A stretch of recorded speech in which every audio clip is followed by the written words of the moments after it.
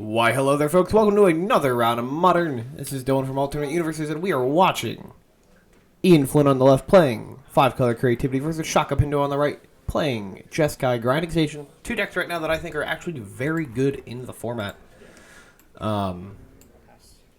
Actually really good decks. If you've been following Moto results, Creativity's been popping up more and more in the last couple months, and then Grinding Station has steadily been climbing its way to the top of, represented play. I know Ross Merriam won SCG, Ohio? Columbus? Yeah, I think he won Columbus with it, and beating Team Escape Shift in one of the finals. It's a great deck. It's got all the mid-range shenanigans. I don't know if mid-range is the right way to say it. It's got all the tempo shenanigans that you get with, is it Murktide? Minus the Murktide. And then you replace that with a combo finish with Thassa's Oracle, Grinding Station, Underworld Breach. It's pretty cool. I imagine we're going to get to see it in one of these games here. Speaking of one of these games, you're going to notice there's going to be a jump cut in about a minute. It is because we were having technical difficulties with the computer that we were recording it on. In fact, you can see a little bit of lag here. I promise you it does get better. Stick with me, folks. Do not click away. Unless you want to. I mean, I'm not going to force you to do anything. Now, if you don't know what the Creativity deck does, it revolves around the resolution of a card called Indomitable Creativity, which is 3 red and X. X is, the mana you pay into it. Target X creatures or artifacts, destroy them, and then the controller of those artifacts and creatures. Wow, this is really choppy. I'm so sorry. Love it. Yeah, so you destroy the creatures and or artifacts, and then the controller of those reveals cards on top of their deck until they hit a creature and or artifact, I'm pretty sure. But the Creativity deck only plays creatures, and the only creature it plays typically is Arcana Cruelty in the main board. So, the typical playline is turn 4, they will fetch out a Dwarven Mine. They'll have 3 other mountains in play, so the mine will enter untapped, create a 1/1 dwarf, cast Creativity targeting it, pop it, and then you flip cards very fancily from your deck until you find Arcana Cruelty, put it into play, get the ETB trigger, and then hope your opponent can't deal with a 6/6 flyer that has an attack trigger. Very messed up card. If you've never played with Arcana Cruelty, and you've had even the slightest interest, this is the deck that I recommend playing it with. Reanimator is cool. It's fun. But this one, it's great. As the jump cut. Game 1 is really where the issues are. Which, again, I'm not in love with. I do apologize. This pains me as much as it may pain you, I promise. So in the meantime, we're just going to talk. We're going to talk about things. We're going to talk about how, in, 4 days, that's not accurate. 2 days? 3 days. 3 days. I was right the first time. From when I am recording this, and 2 days after from when we are posting this, we're having a Modern 1K at Alternate Universes Bluebell. September 24th. It's a Saturday. Registration will begin at 11 a.m. Play will begin at noon. We'll be giving a total prize of $1,000 in store credit to the top 8. Now there's a little asterisk next to that 1,000. While we do guarantee $1,000 in prizing, because we're cool like that, we are also going to have scaling prizing for the first time ever for a Modern 1K. If you don't know what scaling prizing means, that every participant after, I believe, 32, your entry will just get added to the prize pool. We have some stuff going on here. We have a Creativity that has resolved. Arcana Cruelty is on the board. Shaka has a Mox Amber. His Ember just got sacrificed. This picture-in-picture slideshow feels like the 1980s again with pay-per-view TV. I don't know if that's accurate. I'm like 25. I promise, it gets better games 2 and 3. I had to restart the computer between game 1 and 2. I was apologizing to them. I was like, you guys mind just waiting a couple minutes? You'll get an extension.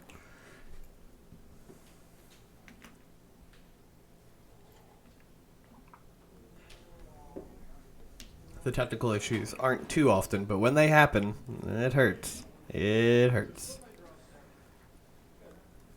Alright, so we've got an Archon. Now, Shaka's deck is able actually to deal with Archon pretty quickly. It is an Unholy Heat deck, and it finds Delirium very nicely. You have Urza Saga, that's already two types. Two subtypes. Instants, artifacts, creatures, planeswalkers. You play everything. Ooh.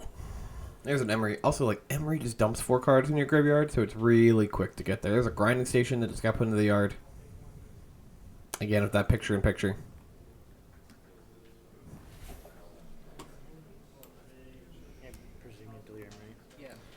Game 1 is about 5 minutes long after this. I'm like scrubbing through the timeline. Hoping it gets better.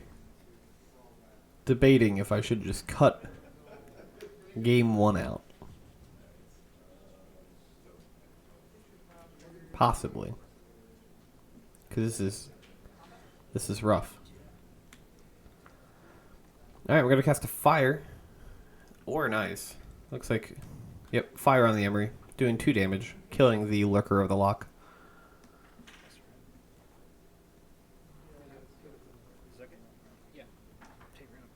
Red 6 is going to tick up. Pick up a land. Probably fetch land. Play that fetch land. Knock on wood. It seems to have gotten better for now. Oh boy. There's part of me that didn't want to do this one this week. But I was like, it's creativity versus grinding station. I really want to upload this. This is a good matchup. Like, it's an entertaining matchup. There's stuff going on. We only recorded 2 rounds this week. So, I'd rather give you 1 round of working video and 1 round of working video after 10 minutes than just 1 round, I guess. Alright, 2 mana here. Probably another Emery. Yep, Emery coming down. I'm going to mill 4 cards here. The cost of Emery is reduced by the amount of artifacts Shaka has in play. So Shaka just has the Mox Amber at the moment. Mills an Underworld Breach, and I saw a Teferi.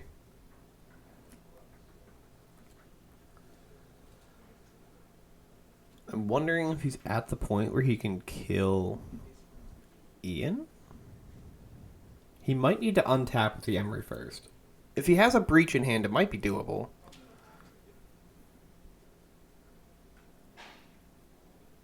I feel like it's more likely that he needs to untap with Emery.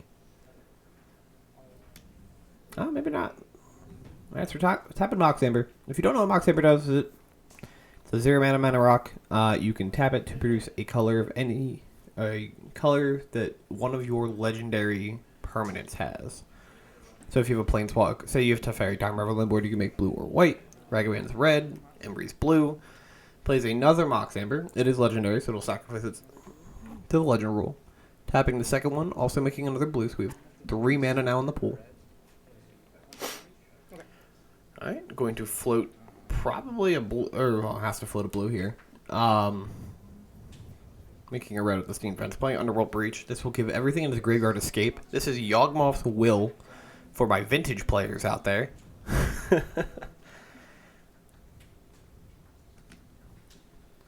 And what this will allow Shaka to do here, actually, I'm pretty sure he wins the game on this play.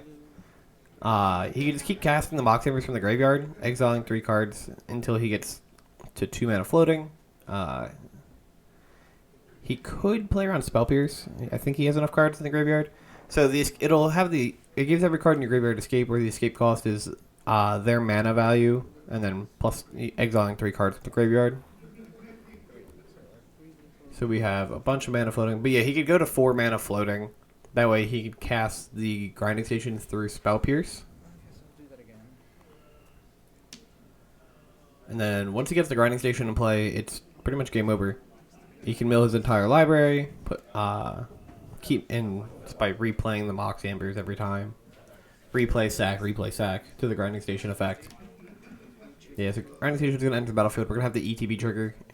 And then in response, I'm sure he's going to tap the Grinding Station, sack the Mox Amber, and then the ETB trigger from the station will untap it.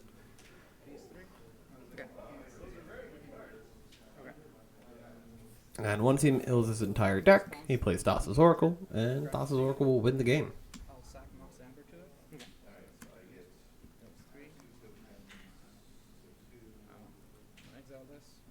And Mox Amber. Okay.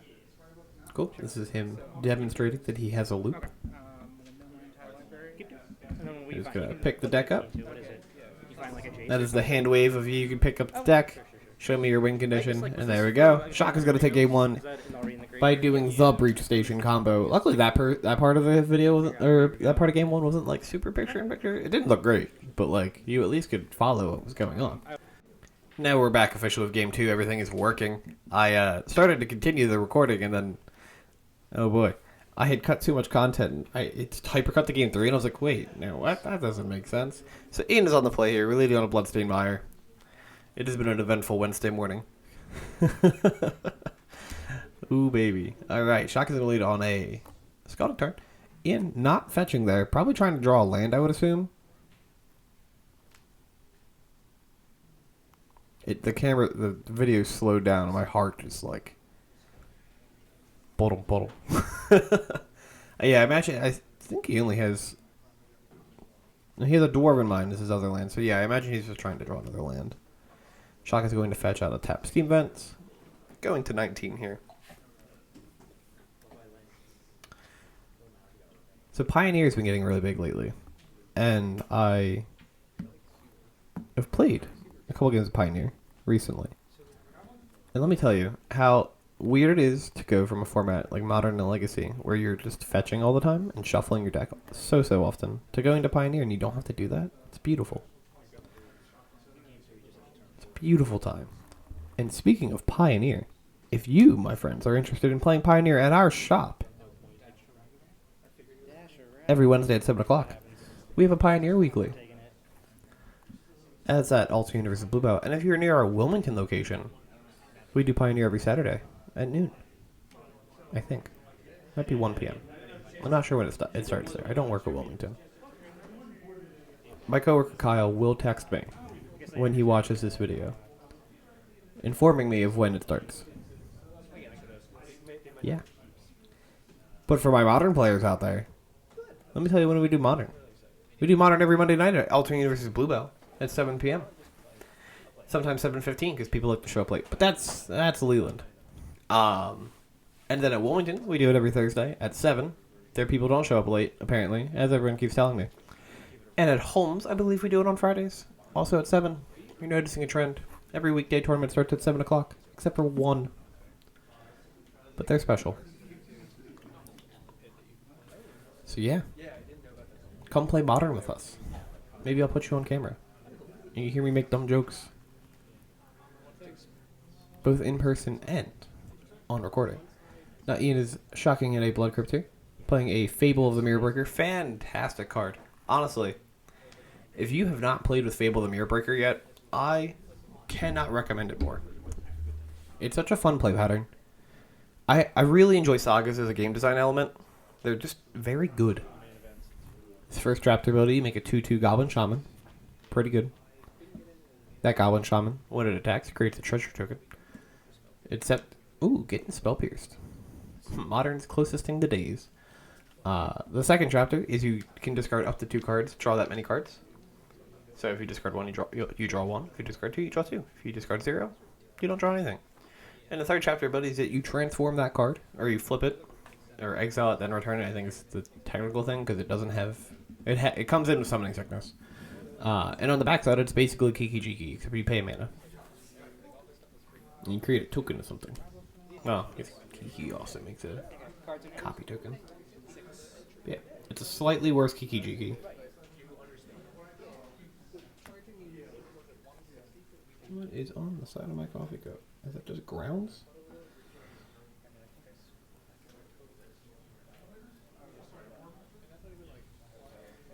Interesting.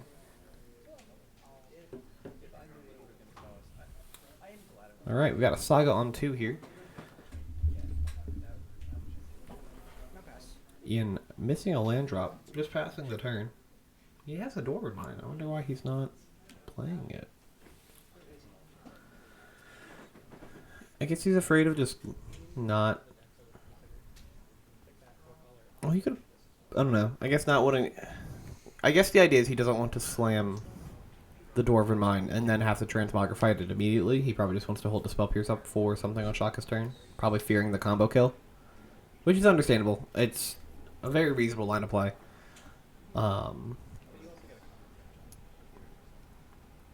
Could also just be waiting for Shaka to tap out.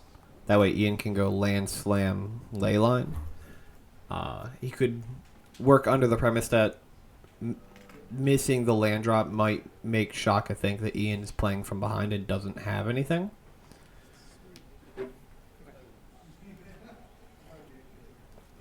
Which is potentially pretty clever.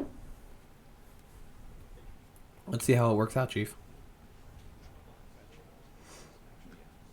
These playmats are sliding.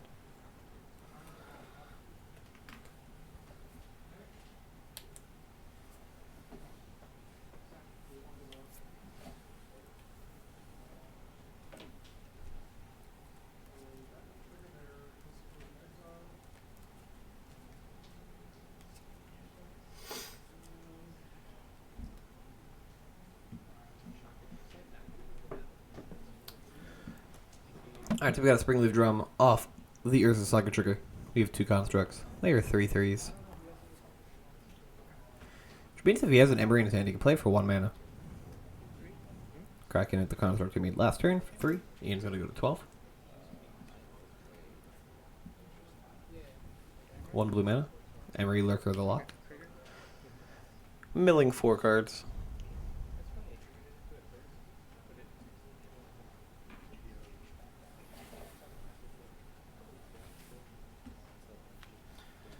Every time I think about Emery, I can never decide if like she's a crazy card or she's just good. Like I don't know what it actually is.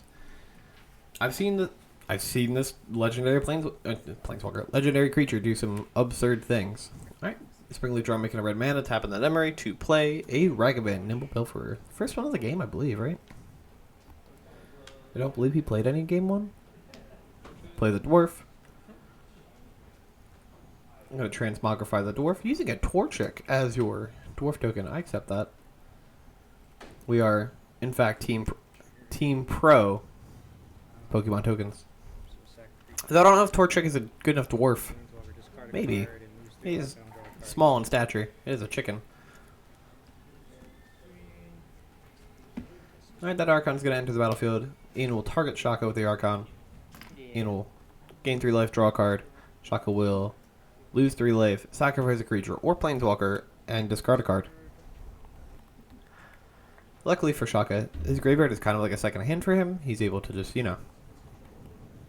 Underworld Breach out things. Drops the land into the graveyard. Sacrificed the Emery. Kept the Ragavan.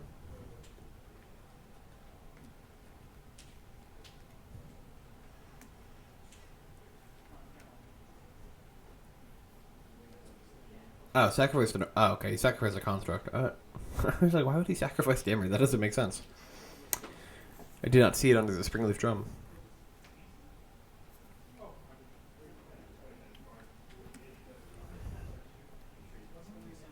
Alright, 2 mana here. Going to channel Odobar, returning Archon to the hand. The channel cost is reduced by the number of legendary creatures Shaka has in play, which is 2.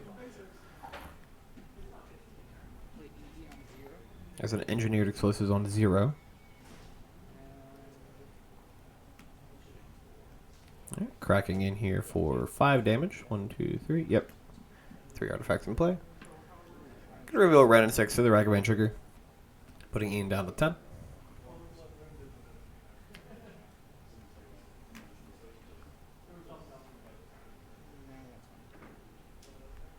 think I'm at 10, right? Or no? Because of the 3, because of the... Oh.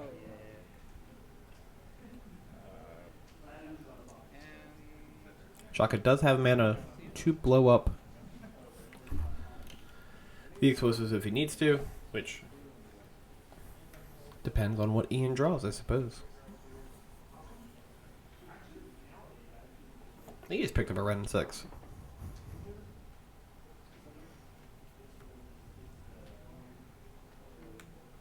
Alright, Dwarven Mine. Make it a 1-1. You have 2 in here? I've been punched a non-zero amount of times by those 1-1 dwarves. It's a perfectly reasonable playline to attack the dwarf, then pop it if your opponent doesn't have any creatures. But, like, Alright, here comes a red and 6. Maybe he didn't draw a full art Ren? It looked like he picked up a full art Ren as his draw for turn. Right, down to kill the Ragavan.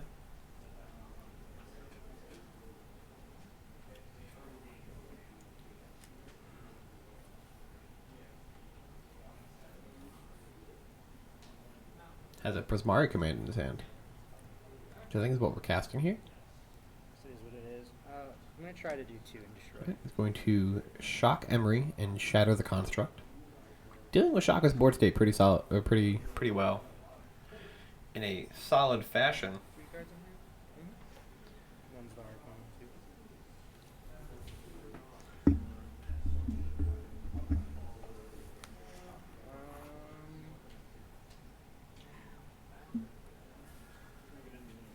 It's okay, just let it happen.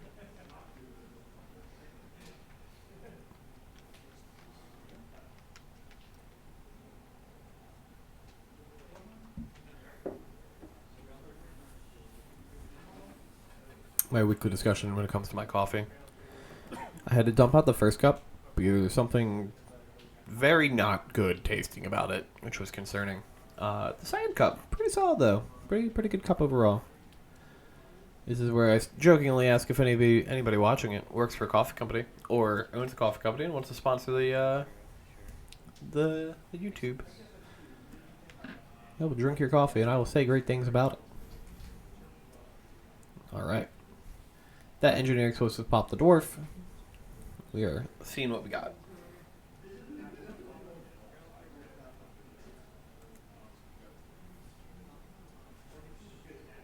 Ian is separating his mana in a way that I...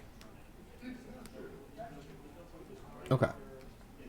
Things that tap for one color, things that tap for multiple colors. Is Archon, Leyline, Spell Pierce in hand. Shaka plays a Grinding Station. Passes the turn. Slowly setting up for a combo. Game just drew a Mountain. This is a land for turn. Picks up the Bloodstained Mire. Plays the Bloodstained Mire. Cast Leyline of the Void. Pays 4 for a Leyline of the Void. I love when players like gently invert their cards so the other person can read it. It's such a nice thing to do. Though I guess you could do it to be disrespectful. Like, you don't know what this card does. I'll just start showing people the text, or flipping, whenever I bolt them, just like, here, you need to read bolt.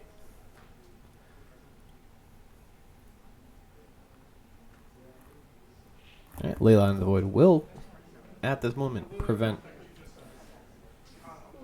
Shaka from comboing off.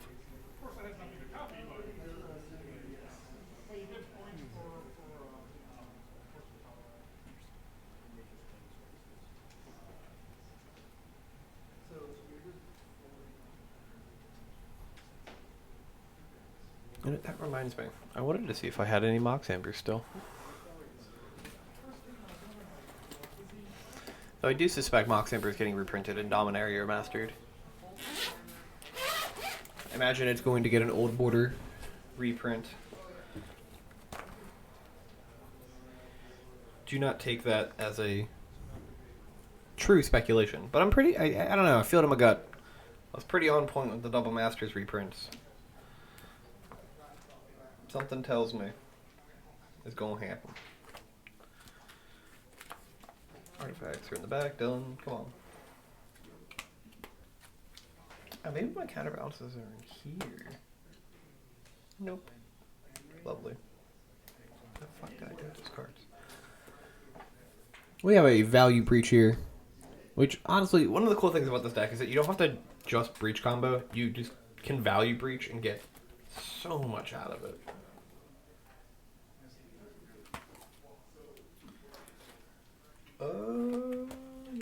that is a no. I don't know where I put my Hawksanders.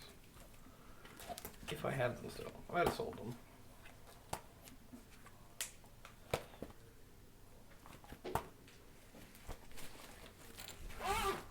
Apologize for the zipping binder noise in the background.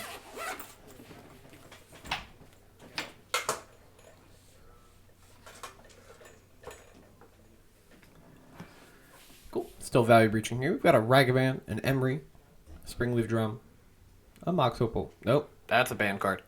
Mishra's Bauble, and a Grinding Station.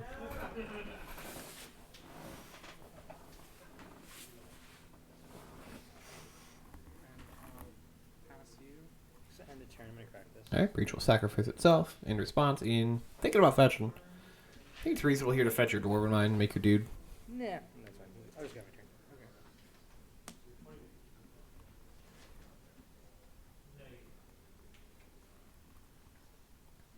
Because you could fetch the Dwarven Mine, whatchamacallit. I mean, he could still do it now, too, where he could fetch, make a Dwarf, Ren, pick it up, play it again, or play the fetch land, fetch, make another Dwarf.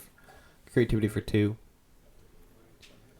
Alright, Ren down tick, killing the Ragavan. It was on 3? Yeah. Yeah, he went play, king, uptick. Yeah. Got it.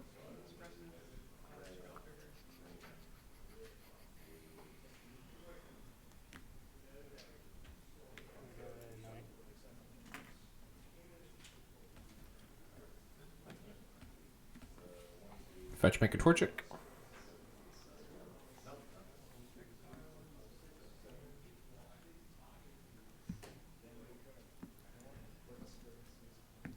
Creativity. 4 mana. Indomitable Creativity for 1.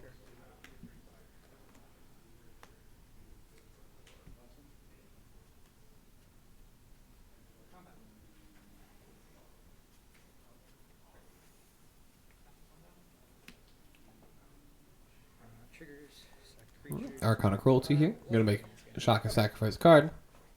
Sacrifice a creature. Lose 3 life. Discard a card. Should be 12 all. But Shaka's just going to scoop it up. We'll be going to game 2. Going to game 3 with Ian taking game 2. And we'll be right back in just a second, folks. Alright. And we are back with game 3. We've got a pre-game effect from Ian. A Leyline of the Void. Pretty good. Pretty good against Graveyard combo deck. Though it's not like, a super Graveyard combo. It's not Dredge. Right? It's got a game plan. Ragavan Construct beats, baby. We have Scalding Tarn as our lands for turn. Shaka, probably getting Steam Vents. Ian, probably not getting a Steam Vents. Probably getting a Triumph. Probably Catcher It. I don't know what else he would get. I mean, the Jund one. It's the other one he would get, but turn 1 typically is Ketria.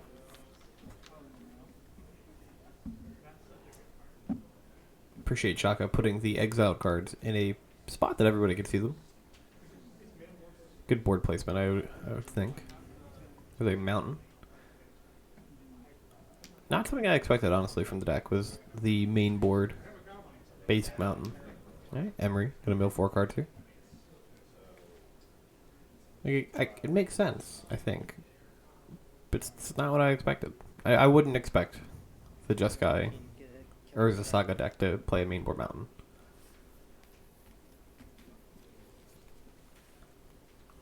Alright, Ian getting that catcher trio. It's like we just talked about.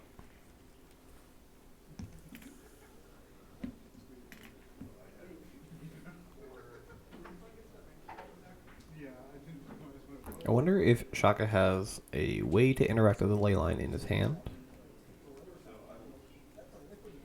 I see a bolt from Ian. I imagine Emery is not long for this world. She is going to return to the lock, more than likely. A tap Blood Crypt. Pass the turn? Okay. Potentially saving interaction for Ragavan. Makes sense. It's not like the Emery can really do anything right now. Shaka gonna fetch her. Using an Arid Mesa. Does the deck play a basic Plains then? can't imagine you want a basic plains ever, right? Time Raveler is great and all, but you got Sacred Foundry and Hallowed Fountain to take that spot.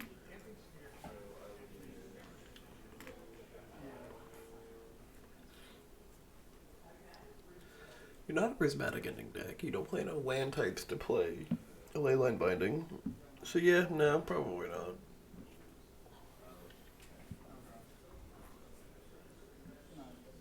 Right, 3 mana. We playing a Teferi Time Raveler? Okay, channeling Odobar. Putting the leyline back in our hand. Just going to bolt Emery in response.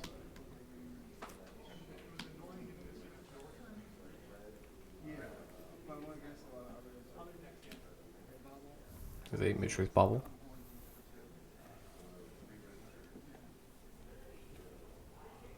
Pass to you on your upkeep on your bubble. Goes to crack the bubble. This is a Fire and Ice on top of Ian's deck. Puts a die on there to remind himself of the upkeep trigger.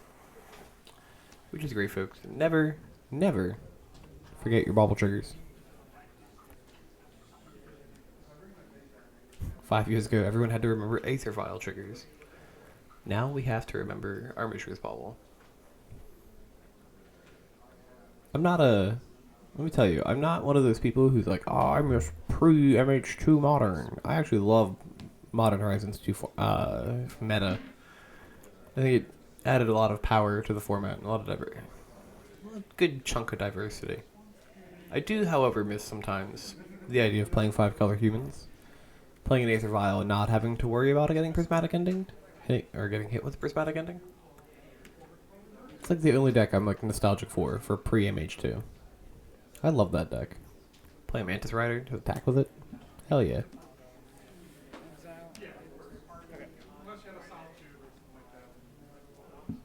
Alright, Expressive Iteration revealing Mishra's Bauble.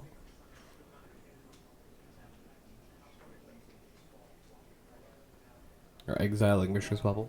Casting it then.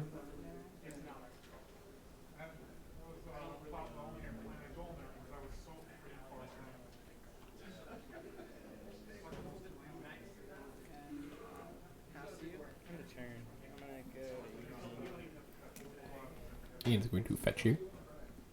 So probably getting the other Triumph.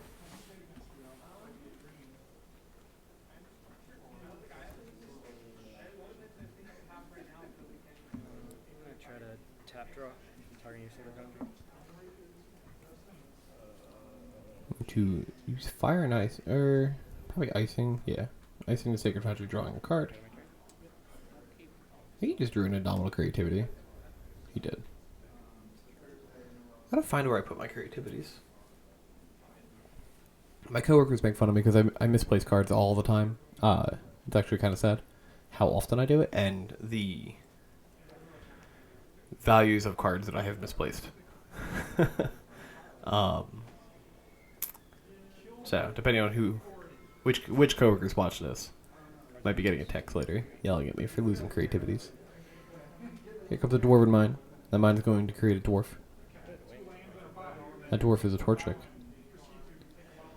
I've been trying to think what Pokemon I would use as my dwarf token.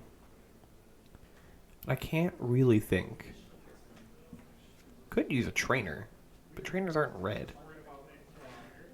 Could use red the trainer. Triggers. He's not a dwarf, he's a child. Alright, creativity on the dwarf, going into Arcana Cruelty.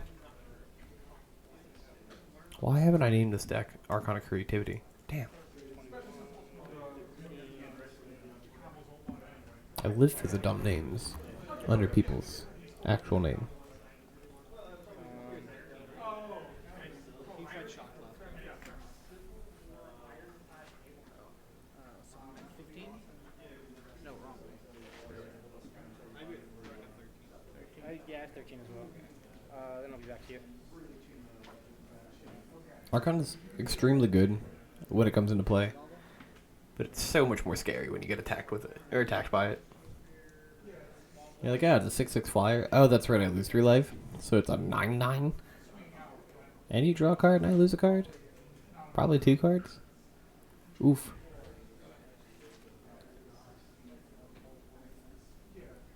Shaka has 2 types in his graveyard, so if he has it on Holy Heat, he can't do anything with it yet. He has Expressive Iteration. Just another sorcery. Needs to find a way to out the Archon, probably as soon as possible. If he lets Ian untap and takes 9, goes to 4, he dies to fetch plus creativity, which is a specific amount of things in hand, but Ian also can just comfortably re-slam the card, the Leyline of the Void.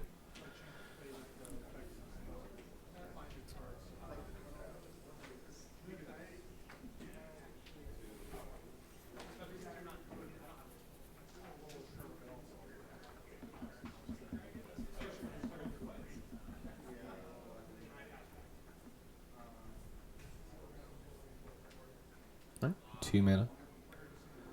Could play Emery here. Alright, dashes a Ragavan, Play it and you attack. coming in for 2 damage. I think if I'm an Ian, I just take the 2. Got a 19 here. Sorcery, artifact. Counting types in the yard.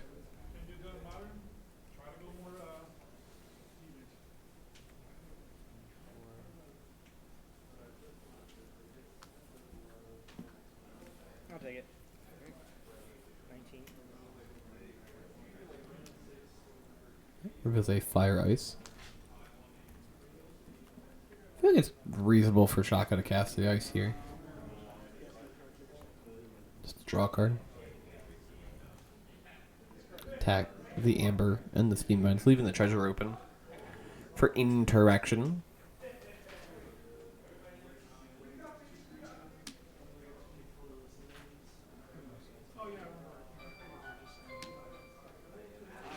it.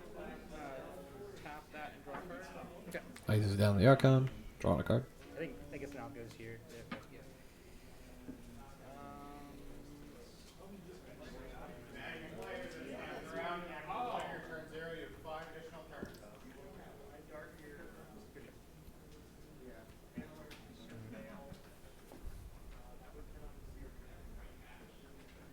Yeah. Picks up a Scalded Turn as land as his draw for turn. Is that the cycling land? The red-green one?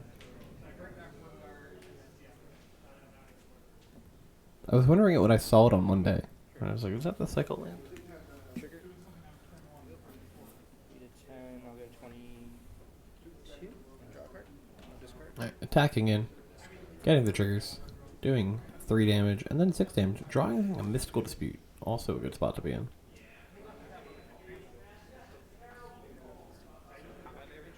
Oh, right. I'm gonna do that. Resolving combat damage first. Shaka goes to 4.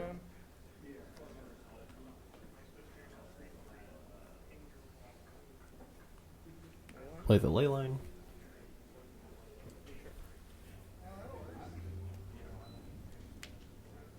Pass.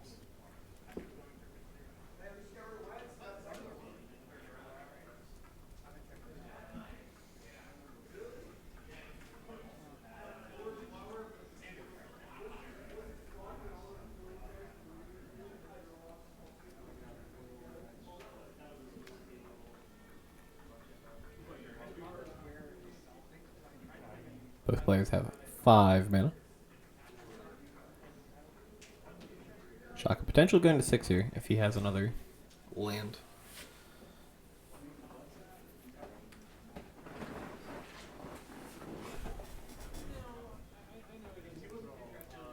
Right, 2 mana. Probably dashing Ragavan again. Iteration. Alright, playing Expressive Iteration. Yeah, Ian's going to fetch. Shock. Actually, 19. Probably Mystical Dispute that. I believe 19, yeah.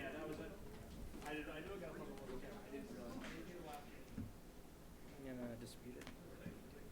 Sure.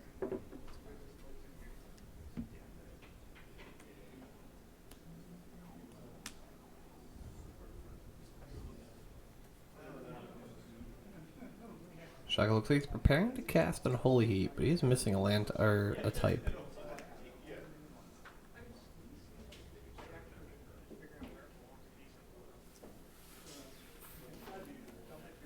He has land, or he has artifact sorcery creature. Messed up. I thought I had landed.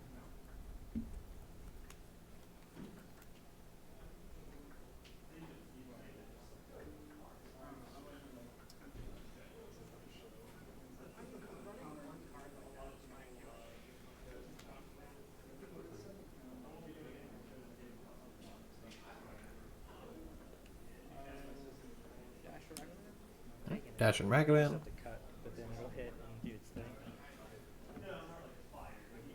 He's just gonna take the 2. Trigger. Gets a Nature's Claim. It's something that would totally happen to me. Doesn't game. Which is like the most unfortunate thing for Ian to see get flipped. Yeah. Claim that. Pop the ley line, Ian will gain 4.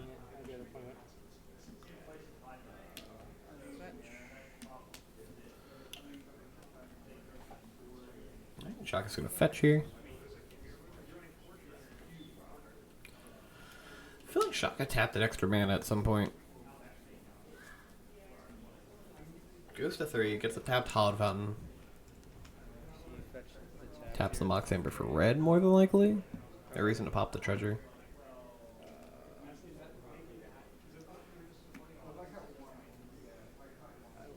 Right. Unholy Heat's the Archon. 6 damage, right? Yep. Okay. I see him. Lightning bolt. Ian untaps and draws the bolt. Alright, folks. Ian's going to take it 2-1 with 5-color creativity all over Jeskai Grinding Station. Thank you for watching, folks, and have a great rest of your day.